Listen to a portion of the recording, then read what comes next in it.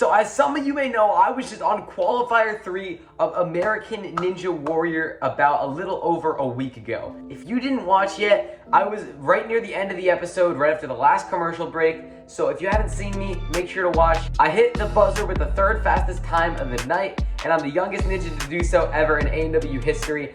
And you guys have been showing me so much support. My YouTube viewers, my Instagram followers, and just everyone in my life right now has been supporting me so much.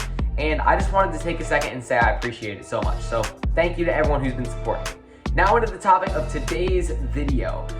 So it relates to that because I wanted to tell you guys a little bit of how I trained for the Tacoma ANW qualifiers. So going into it, I watched a ton of past seasons to prepare myself for what the course may look like, and I found out that the first obstacle was always some sort of step obstacle. In the past few years, it had been the shrinking steps.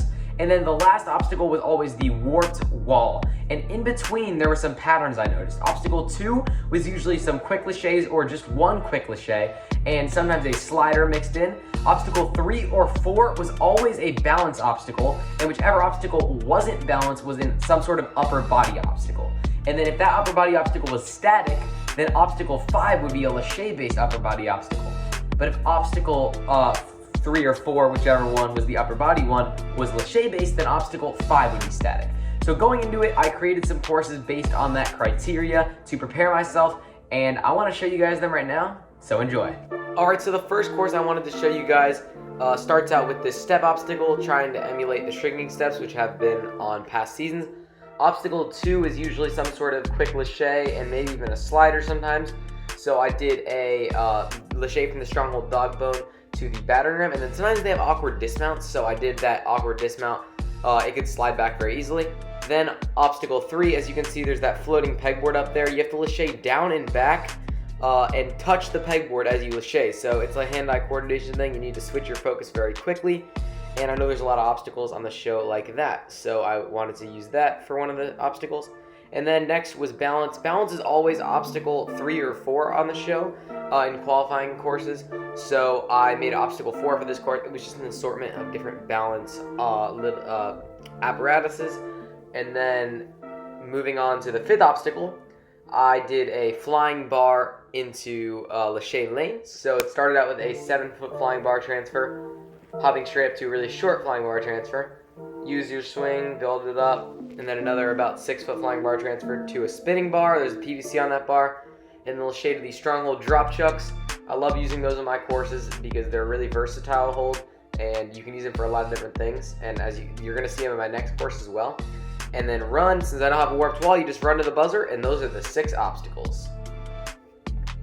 Now the next course I want to show you guys is slightly different, but it still follows that same format of the 6 obstacles. First obstacle is steps, 3 or 4 is balance, and then 2 is kind of easy, and so on. I'll explain it more during it. But basically, obstacle 1 was shrinking steps. Obstacle 2 is a line of chucks, a couple of them drop, and then there's a couple of laissés like that last part, and then you dismount past the mat. And then next was a laissé from pegs to doorknobs. Switch now to the cliffhanger, and then reverse grab the back of the cliffhanger. So you'll see right now, boom, reverse grab. Once you catch it, you can dismount past the grass. Then you run around to the balance. I just made it a line of Bosus. Those are always good. There's a lot of 4-step balance obstacles on the show, so I decided to emulate that with those Bosu balls. And again, I made balance obstacle 4 in this course. It can be either 3 or 4 on the show. Then going up the cannonballs. So obstacle 5 is either laissé based or sort of like lock-off based. So I made this one more lock-off based. Go up the cannonball hooks, and down the Iron Maiden pegs. And once you reach here, you have to use the drop chuck to get down. So you have to hold the lock off really high and move down with your drop chuck and dismount. And then that was it. And now the final course that I ran that I want to show you has a little bit of a different first obstacle. It's like staggered steps instead of shrinking steps, just in case they changed it for this season. I wanted to make sure I was prepared for anything. Then next was a cane slider into special delivery. Then you dismounted. Then next was this cool thing. It was a balance, but one of the obstacles was like a Bosu sandwich, one Bosu on top of another. So that was a little bit scary, I'm not gonna lie. But it was a little sketchy, but I got through it. And then next was double steps up and down. You could use the pegs to the sides of the bunny ears. You can't use the nunchuck portion, only the tilting cliffhangers.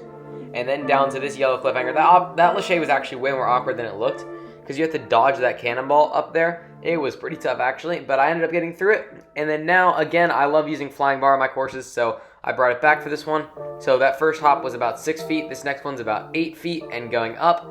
And then there are 2 GGS canes that you must hop over. I'll put a slow-mo. Yes, so that made the flying bar a little harder. Then you had to hop to the bar and then catch the 8th hanger sideways.